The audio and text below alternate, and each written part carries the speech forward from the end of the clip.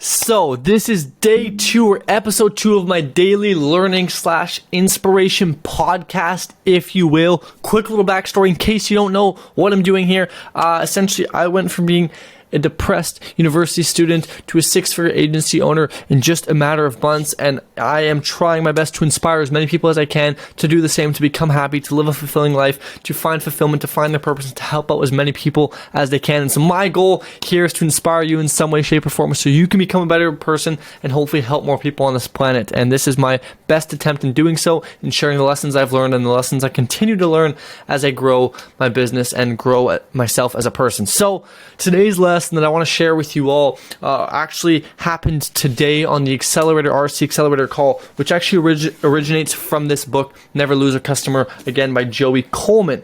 And essentially, a question I was asked on that call was, hey Stefan, I'm finding that a lot of my clients are ghosting me after the sales call and in between the onboarding call. What's the problem? And without spieling the entire 40-minute masterclass I then went on to give, the concept of this breaks down as simply this.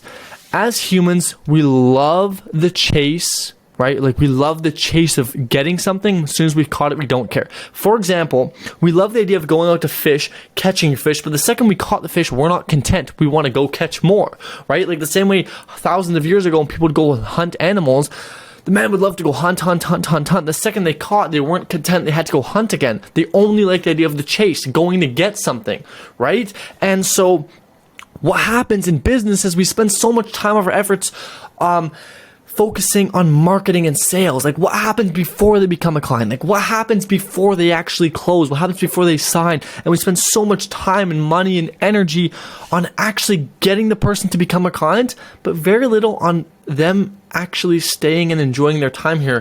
For reference, think about how much time and energy you spent searching up sales, marketing, and things of that sort, how to acquire customers, versus how much time have you spent thinking about how to keep customers.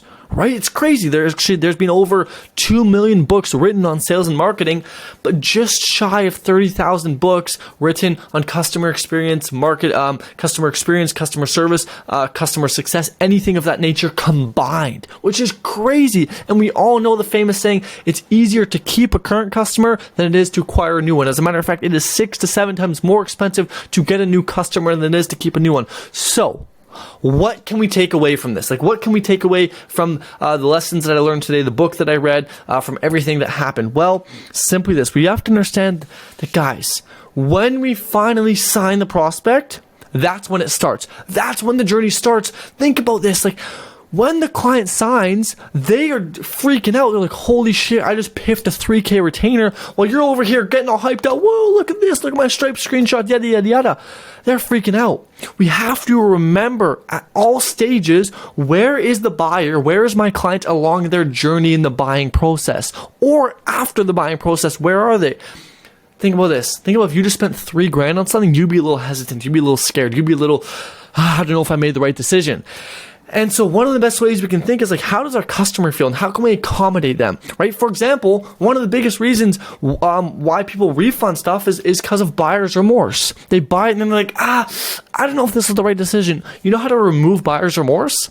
After your sales call, send the person a text 4 hours later saying, man, I'm still buzzing from that call. As a matter of fact, over the last few hours, I've been crafting a special offer, if you're running ads, right? A special offer that I think is going to crush it. And I can't wait to share this with you. I just wanted to let you know that I'm working and I'm super excited for our kickoff call on Sunday or whenever it is, right? And it's like, imagine getting that text message. You'd be like, holy shit.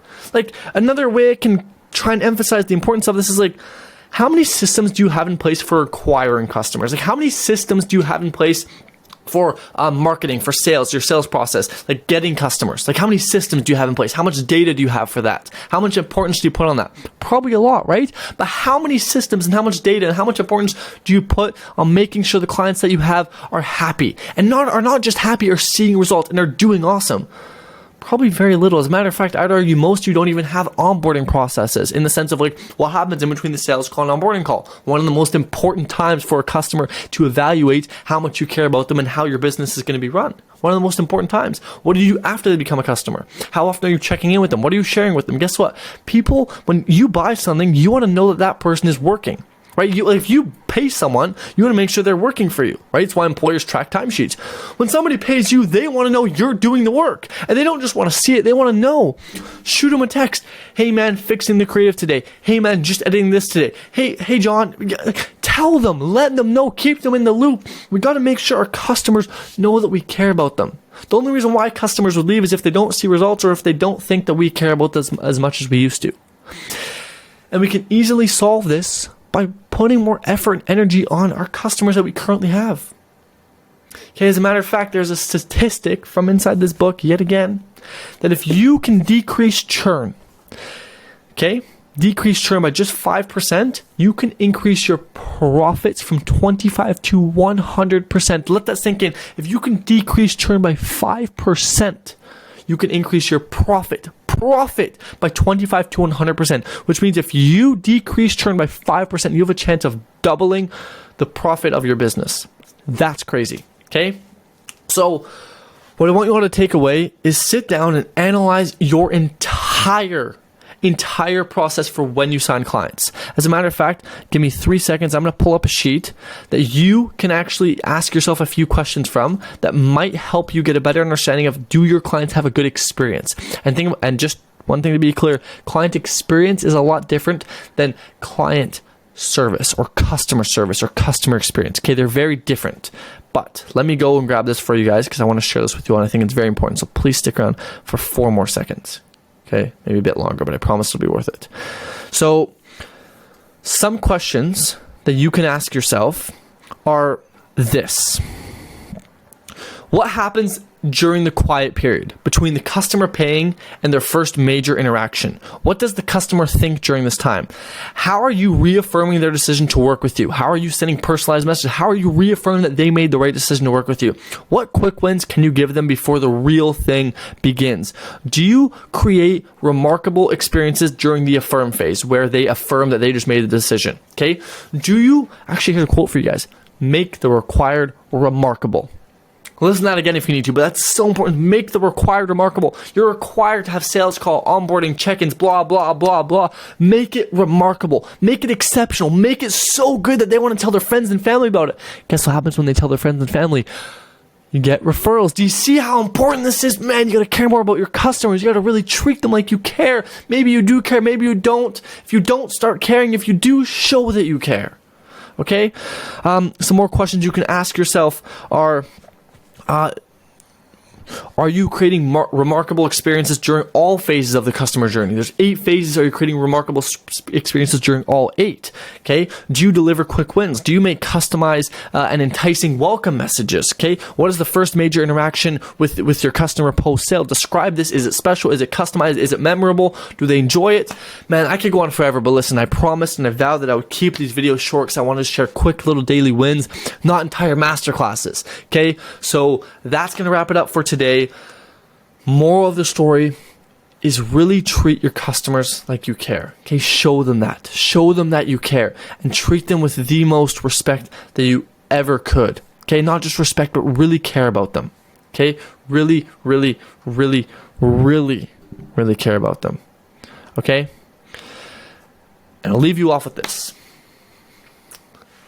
In simple terms, the reason why you lose customers is because they feel neglected after the sale is made. Think about how much attention you put to them to following up after the sales call, or following up to book a sales call, or trying so hard to get them to pay, to get them to sign on. But as soon as they sign on, it's kind of like diddly-daddly, you don't really care.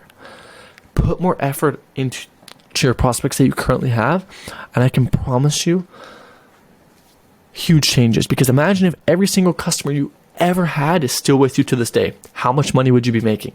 Probably a lot more. So I'll leave it at that. That is my lesson for today that I want to share with you. I hope you guys have an amazing rest of your day. Okay, I wish you guys nothing but the absolute best. And I hope this story can inspire you. Hopefully even help you out in some way, shape, or form. Leave a comment down below. Let me know if it helped. Love you all. Have a great rest of your day. And don't forget to live life with purpose and help other people out. Peace.